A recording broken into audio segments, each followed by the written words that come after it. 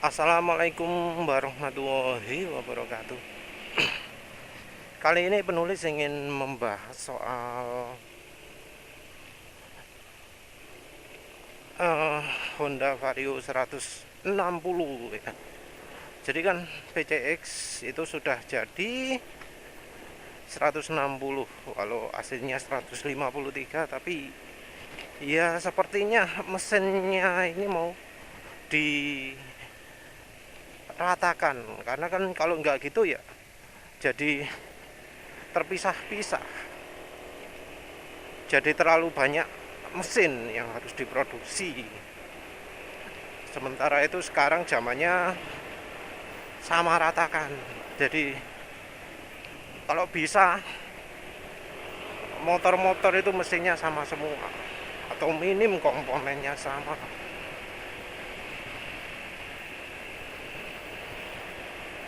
Ya contoh persamaan komponen itu ya apa ya, yang bisa tukar kampas rem minim kecil-kecilnya,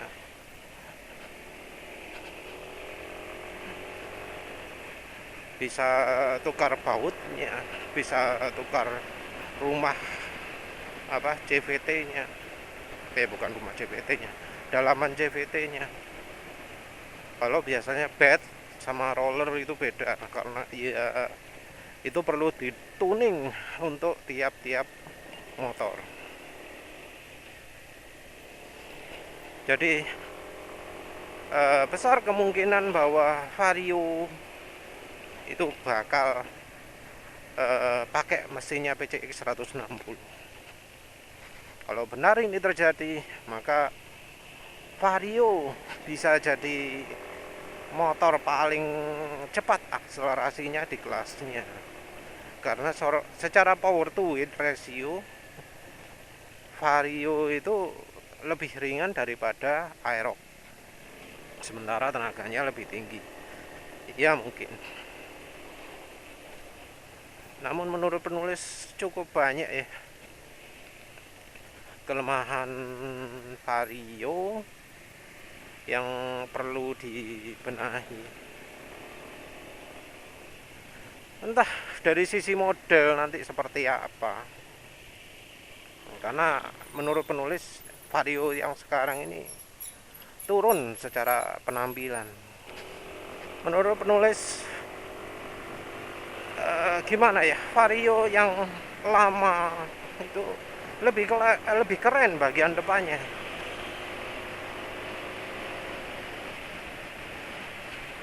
Bagian depannya itu keren, sampai sekarang masih kelihatan keren.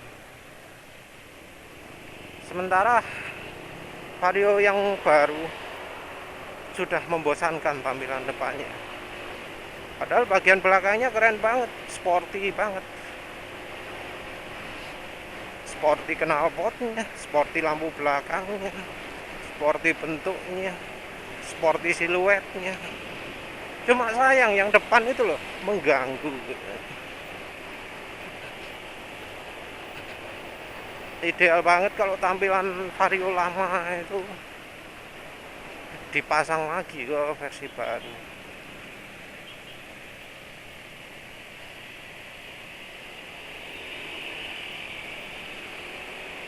Tapi ya entah lagi ya. Rasanya sih Honda itu bakal masih mempertahankan tampilan motor lakinya.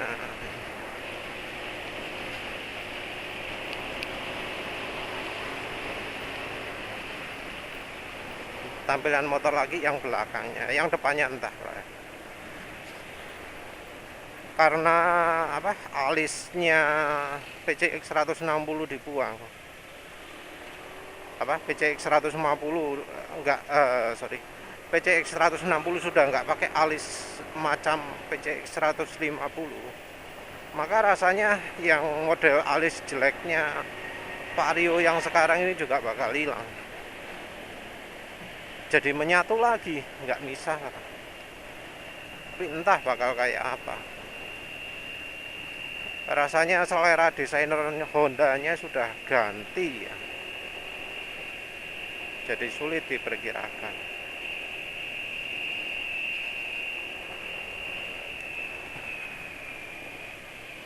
kelemahan-kelemahan Vario yang harusnya dibenahi itu terutama adalah dari sisi ergonomi. Jadi konstruksi Vario 150 itu aneh ya.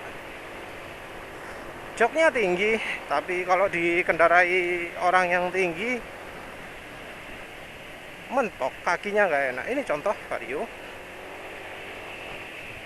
yang ini badannya ridernya nggak begitu tinggi, itu aja kakinya sudah mengarah keluar. Nah kalau rider yang tinggi kakinya ya sampai keluar apa jenenge, keluar posisinya juga.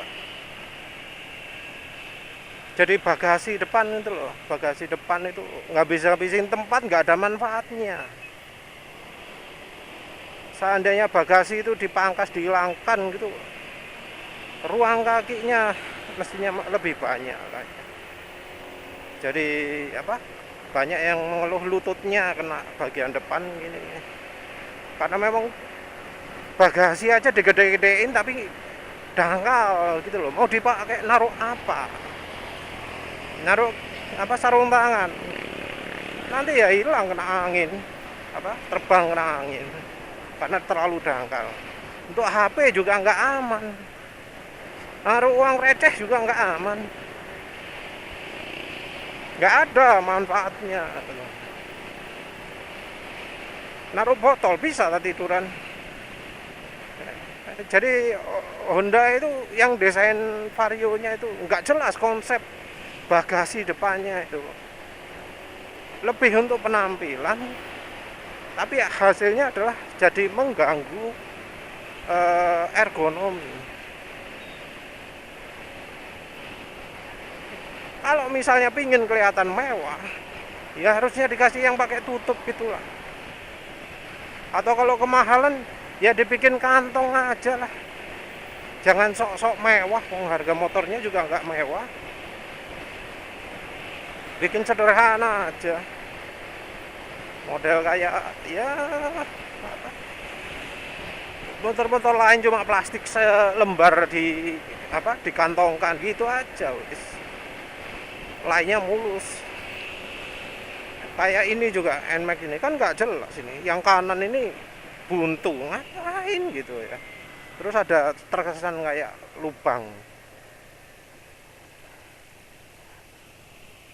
Mungkin ya di sini letaknya ABS, oke dah. Tapi ya kalau yang di versi nggak ABS, mbok ya difungsikan, dijadikan apa namanya, dijadikan bagasi beneran. Walau selama ini penulis nggak pernah sih ya sama sekali pakai bagasi depan ini, yang nggak ngerasa ada manfaatnya. Untuk penulis ya, mungkin untuk orang lain ada. Nih Vario lagi mekangkang toh kakinya, nggak rileks. Tapi memang ergonomi bukan keunggulan dari Honda ya. Tapi dibilang model juga enggak, karena model yang baru kurang sip juga.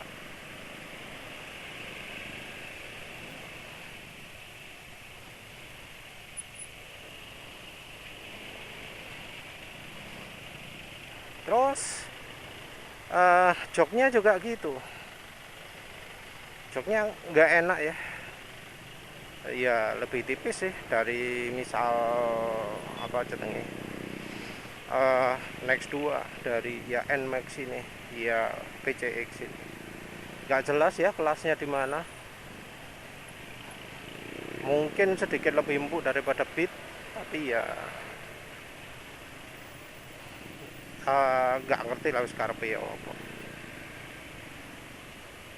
Duduk yang modelnya dibuat jengat gitu ya mungkin sporty. Ini yang spakbornya dilepas ya kelihatan sporty, emang modelnya lagi. Tapi mbok ya kenyamanan jangan ditinggalkan.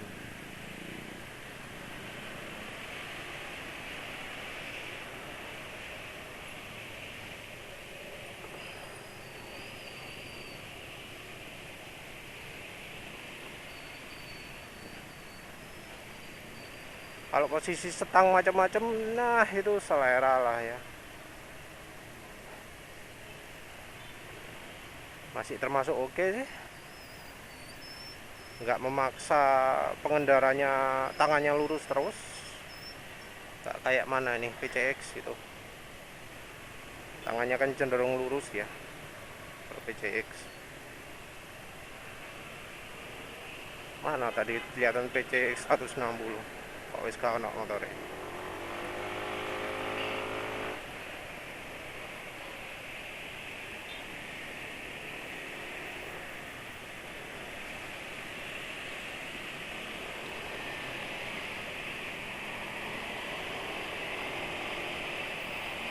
Yang berikutnya adalah soal suspensi. Suspensi Vario itu keras. Tah barusan kelihatan nggak? Nih, wah keras. Wah. Motore berjoget ria ya.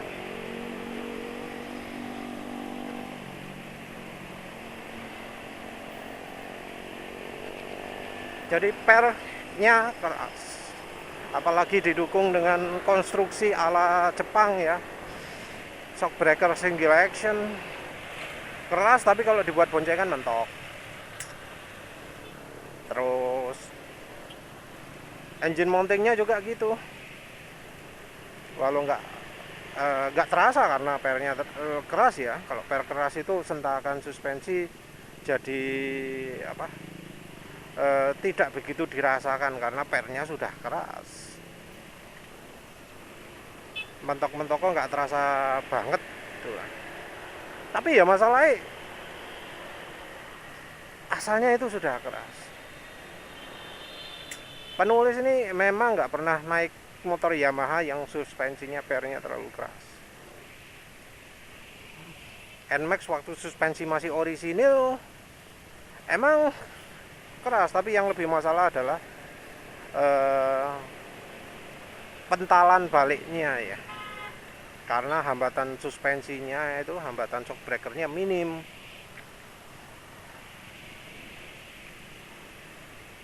Nah kalau yang Vario itu gimana ya, penulis takjub gitu loh. Kalau NMAX depan masih manusia masuk akal lah, depan ini masih lumayan empuk. Orisinil belakangnya keras. Kalau sekarang ini yang penulis pakai kira-kira kalau dari feeling 2 kali lebih empuk daripada bawaan NMAX. Nggak bisa dibilang keras juga, masih cukup empuk kalau sekarang setelah pakai DBS. Nah, suspensinya Vario itu yang menulis coba boncengan, padahal itu kerasnya kira-kira kayak jarak antara NMAX ke suspensi ori NMAX dengan suspensi ini ya, yang sekarang ini DBS. Namun itu dibandingkan dengan suspensi ori NMAX, jadi 2 kalinya lah. Jadi kalau misalnya suspensi NMAX ori itu 1 level di atasnya suspensi bawaan ini, maka suspensi Honda Vario itu 2 level. 2 level lebih keras daripada yang sekarang menulis pakai ini. Ya ini relatif ya, agak susah membandingkan. Yang jelas menurut penulis suspensi orinya NMAX itu kalau dipakai boncengan masih enak, nyaman. Nah suspensinya Vario dipakai boncengan dengan orang yang sama, penumpang yang sama, itu terasa keras padahal sama-sama boncengannya, kayak gitu.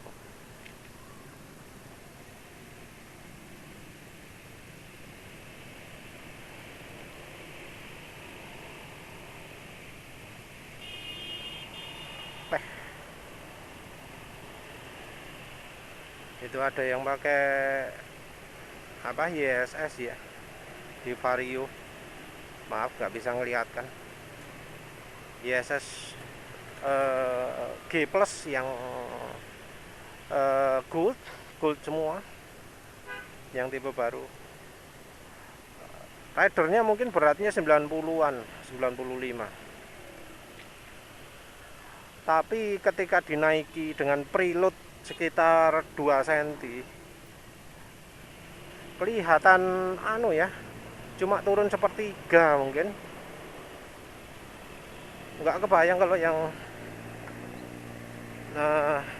yang naik itu beratnya 60. Wah, tanpa preload bisa aja ya tetap keras juga ya.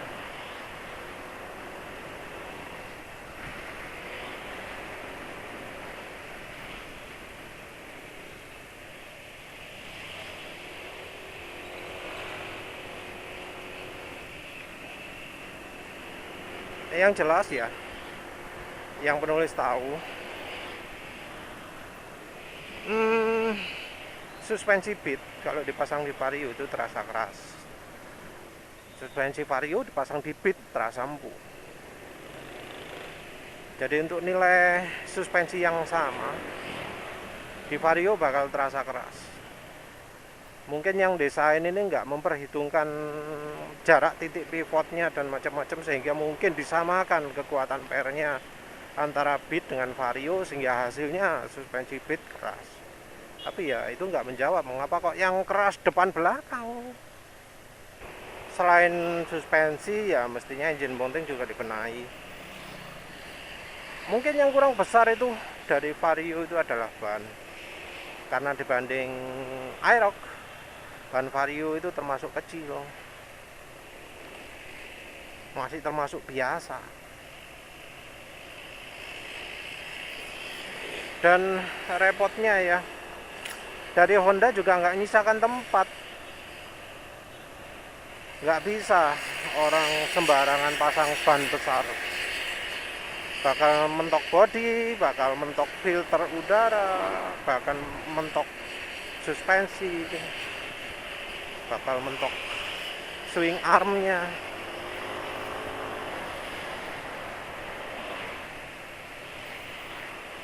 Kalau bannya lebih gede, kelihatan lebih kekar gitu, pasti lebih sporty lah ya.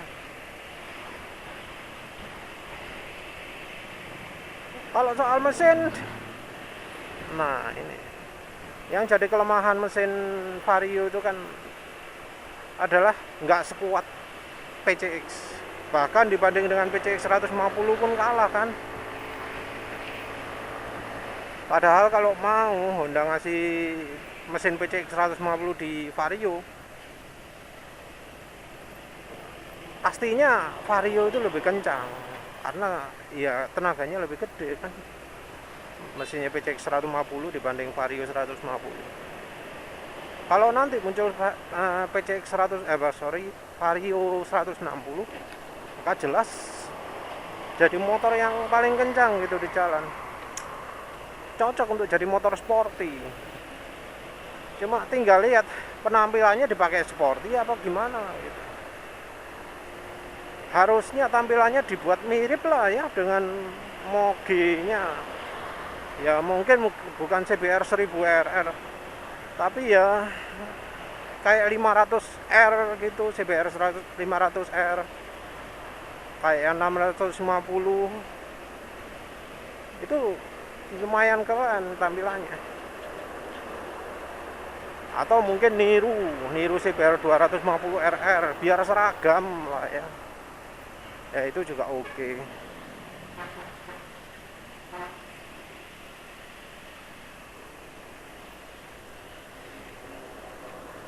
Belakangnya dibuat ya nggak diganti pun sebenarnya nggak masalah ya.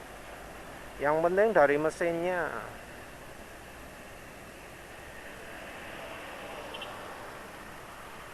Nah, untuk yang berikutnya kelemahannya apa lagi ya?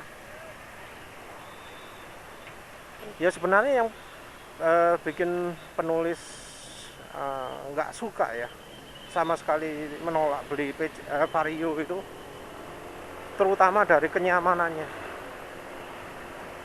Dengan suspensi seperti itu, wah wis, ya nggak tahan lah ya dibuat harian kalau penulis ya. Apalagi jalannya penulis, yang penulis lewati kayak gini, lihat aja ini goncang-goncang. Ini padahal suspensi sudah dibuat empuk, ini wis empuk ini, pinggang sama sekali nggak sakit, tapi kan masih kelihatan kegoncang-goncang. Nggak kebayang kalau naiknya Vario.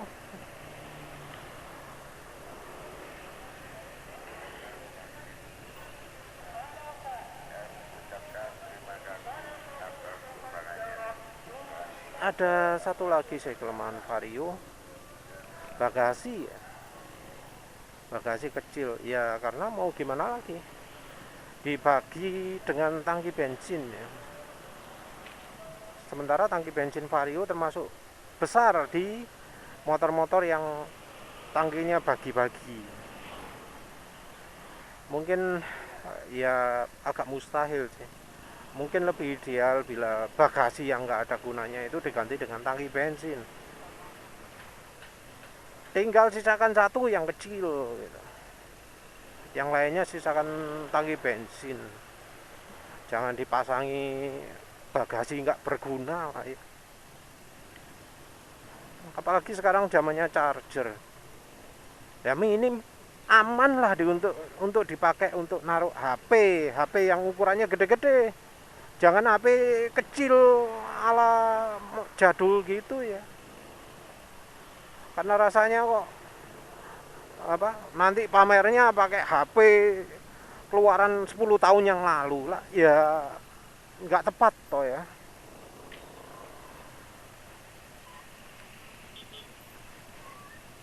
Ya harus bisa mengakomodasi HP 7 inci ya, atau minim 6,5 inci, karena sekarang HP yang ukuran segitu murah-murah ya. 1,5 juta sudah dapat banyak model. Ini ngomong baru pada sudah dapat yang 6,6, 6,5 gitu kan.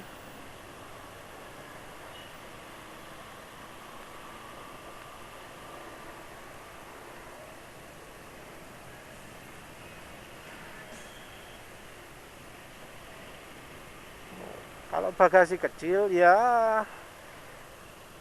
apa ya? Ya gimana caranya lah bisa gede. Bagian bodi besar kasihlah apa jenenge? Apa? Akinya di depan untuk tempat daripada kopong sama sekali. NMAX ini sebenarnya cocok loh kalau akinya taruh depan. Terutama untuk biar mengurangi getaran yang depan ini loh. Sekarang kan akinya di bawah jok, habis-habisin tempat. Nah kalau ditaruh depan gitu kan bisa membantu mengurangi getaran ya.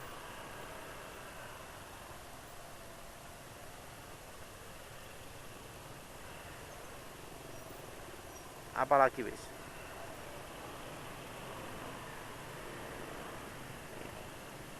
Kalau speedometer ya harapannya nanti speedometernya jadi makin gede. Jadi apa?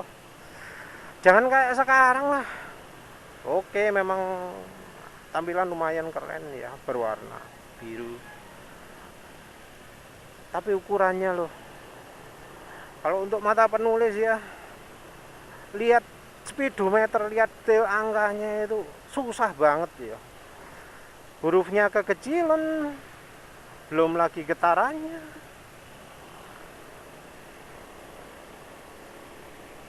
Ukurannya kayak kecil sekali ya. Walau di NMAX ini ya sebenarnya nggak beda jauh, cuma penempatannya lebih oke. Jadi semua jadi kelihatan lebih jelas. Speedometer kelihatan jelas, jam kelihatan jelas, trip meter kelihatan angkanya.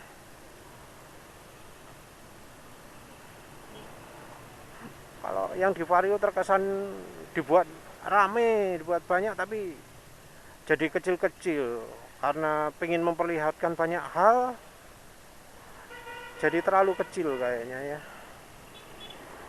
Paling enggak entah mengapa ya, walau kayak ukurannya mungkin mirip-mirip, lihat data yang ada di speedometernya NMAX ini lebih mudah daripada Vario ya, entah cuma feeling atau gimana, tapi menurut penulis gitu. Yang di NMAX ini lihatnya gampang, yang di PCX itu susah. Sorry, di Vario ya, lagi ngomongin Vario.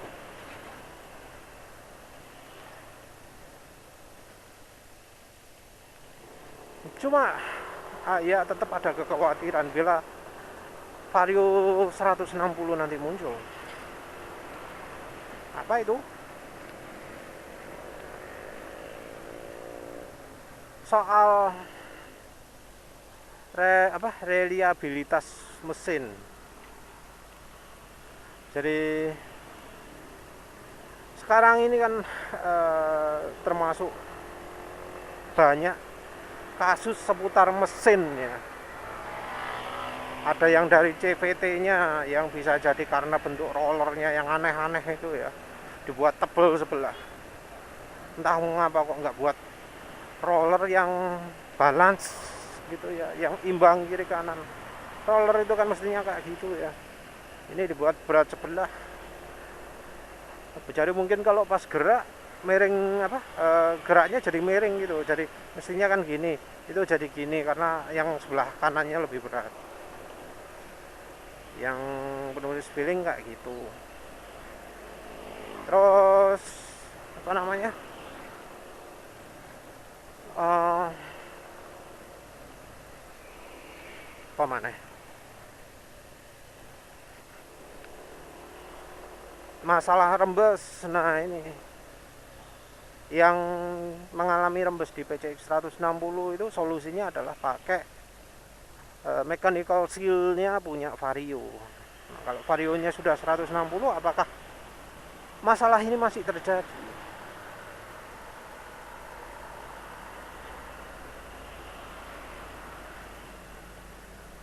Ya sayang sekali lah ya. Ya semoga juga Honda nanti gak ngomong Vario 160 anti rembes. Kalau sampai ngomong gitu berarti sebelumnya Honda ngomong rembes normal, rembes adalah penyakit normal, itu omongan beladus lagi ya, omongan yang membohongi konsumen lagi. Bukan tanda yang bagus, tapi tanda yang ya parah lah ya. Sampai masalah diomongi bukan masalah. Nggak perlu dipuji itu Honda kalau sampai nanti ngomong gitu, karena artinya selama ini dia bohong. Terus masalah piston baret, piston dan silinder baret ini juga yang ketahuan mungkin penulis cuma tahu 3 atau 4 lah ya yang dibongkar mesinnya. Nah yang nggak dibongkar mesinnya ini yang perlu diperhatikan juga, karena kan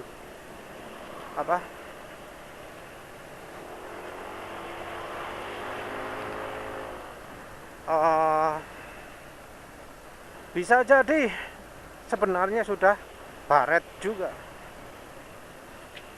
baret tapi nggak begitu kelihatan.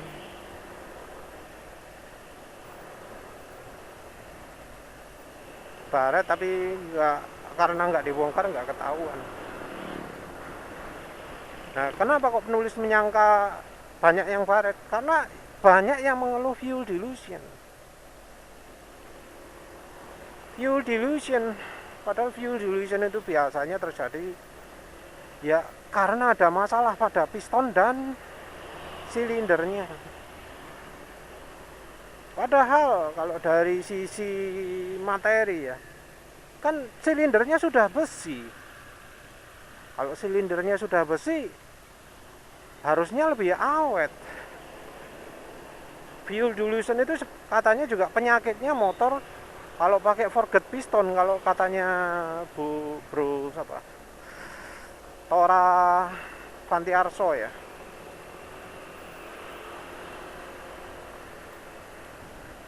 Jadi kalau forget piston itu mesinnya lebih rawan fuel dilution karena toleransi mesinnya dibuat lebar.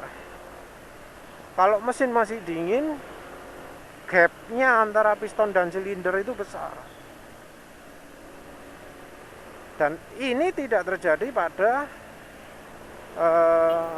mesin yang pakai piston casting dan liner besi. Kalau pakai piston casting dan liner besi, toleransi mesin bisa dibuat lebih rapuh. Toleransi antara piston dan silindernya. Karena bisa dibuat lebih rapat, kemungkinan fuel dilution kecil. Nah, mestinya PCX 160 itu masuk ranah ini. Harusnya nggak ngalami fuel dilution. Tapi ya nyatanya terjadi. Berarti ada kemungkinan baret. Yang bikin baret bisa aja karena desain, misalnya karena desainnya nyemprotkan oli ke belakangnya piston. Sementara itu yang ke bagian lain-lain jadi nggak kena. Jadi kayak dinding silindernya itu nggak kena lumasi. Bisa aja seperti itu. Nah, kalau sudah seperti ini ya jadi repot juga ya. Ya penulis anjurkan motor PCX nanti kalau ada yang beli Vario 160 ataupun PCX 160 ya, penulis anjurkan pakai olinya oli Mesran aja ya, jangan pakai MPX2, wis jelas nggak layak olinya. Walau kalau itu karena desain bisa aja masih kurang memadai.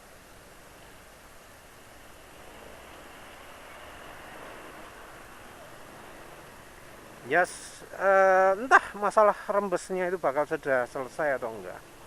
Tapi kalau masalahnya terjadi karena dari desain pompa radiator juga, maka ya kemungkinan masih belum sembuh benar. Yang hobi kebut-kebutan akan masih tetap mengalami penyakit rembes. Ya jadi ironi ketika motor yang keunggulannya adalah lebih kencang jadi dihalangi jalan kencang, dihalangi karena ya bensinnya kurang. Kalau dibuat kencang kulannya nanti rembes, kan jadi ironi ya. Entahlah, tapi apapun yang dilakukan Honda, kayaknya soal mesin ini bakal jadi masalah. Kalau problemnya selesai, yang punya PCX 160 nyesel. Kalau nggak selesai, yang punya Vario 160 bakal nyesel. Ya entahlah. Ya wis begitu saja. Terima kasih udah menonton. Assalamualaikum warahmatullahi wabarakatuh.